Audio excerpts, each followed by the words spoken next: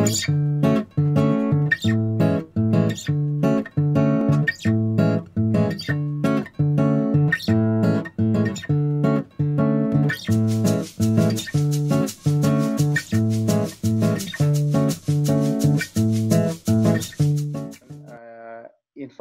lapangan begitu, saya sering menggambar seperti ini.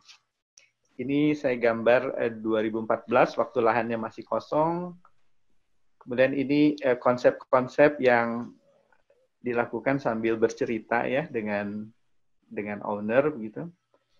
Kemudian lahir gambar-gambar seperti ini.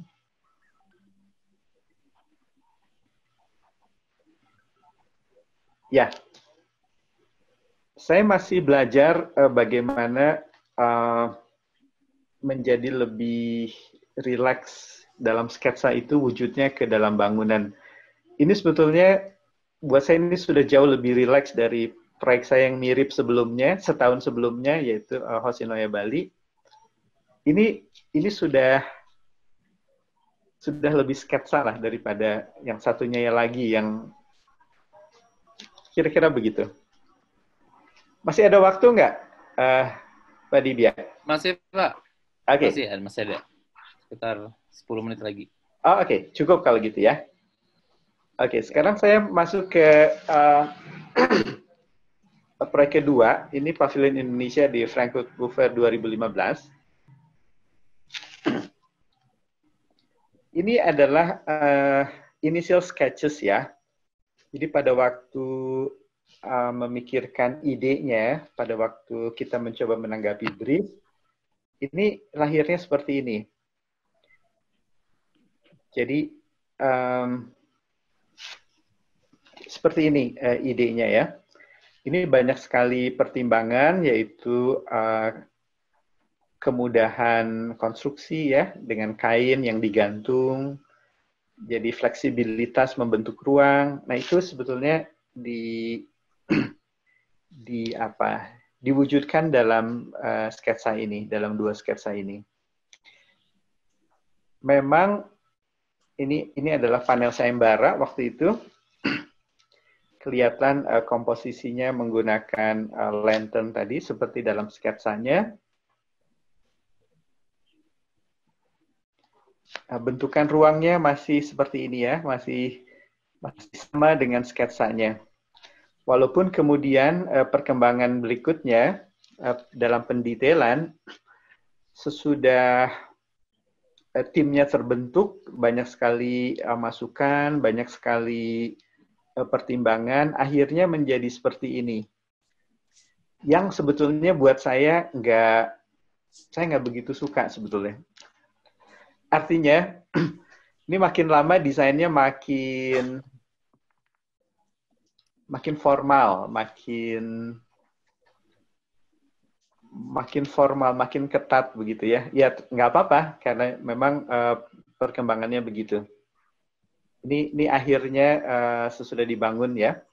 Saya sih sebetulnya pengen lebih banyak kecelakaan gitu ya.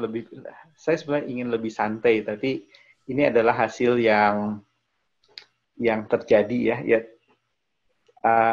saya juga nggak mengeluh lah ya. Ini menurut saya hasil yang optimal, yang cukup baik. Oke, nah itu yang saya coba perbaiki di proyek berikutnya. Ini pada saat kita mendapat kesempatan untuk mendesain Pavilion Indonesia di Olimpiade Tokyo 2020, yang sayangnya juga batal karena pandemi ya. Ini adalah desainnya sesudah dijadikan maket. Di sini kami bekerja sama dengan Sembilan Matahari ya, Adi Panuntun, dan Joko Avianto, seniman bambu ya. Jadi ini seluruhnya terbuat dari bambu, idenya. Idenya sebetulnya seperti ini. Jadi idenya adalah Indonesia. wave atau surge atau apa ombak gitu ya. Jadi sebenarnya judulnya surge ya. Jadi bagaimana surge itu kalau di bahasa Indonesia kan mungkin gelora begitu ya, ombak. Gelora itu dekat dengan olahraga kalau di Indonesia ya, gelanggang olahraga, Gelora Bung Karno. Gelora sendiri juga apa imajinya adalah gerakan gitu ya, yang penting sekali dalam olahraga. Nah ini langsung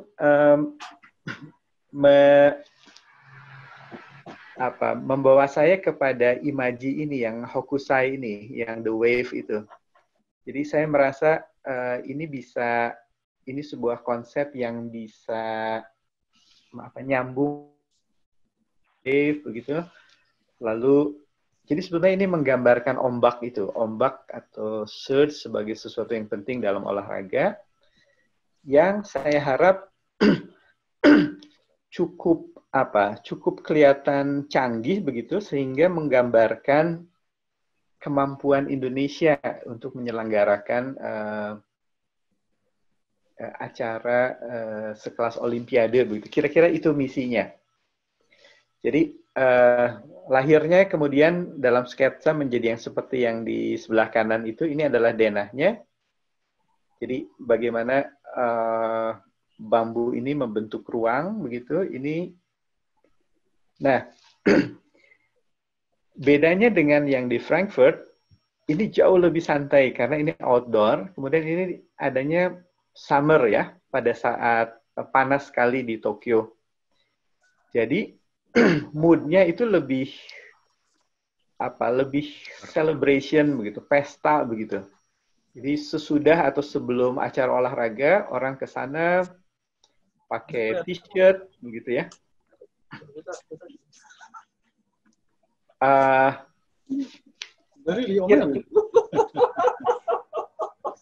Kira-kira begitu mood-nya. Jadi ini cocok dengan yang saya inginkan, yang tidak bisa saya terapkan di Frankfurt karena itu jauh lebih, menurut saya terlalu button down ya. Jadi kayak pakai jas gitu. Nah ini lebih santai. Ini yang lebih dekat dengan yang saya suka, yang saya pelajari dari sketsa begitu.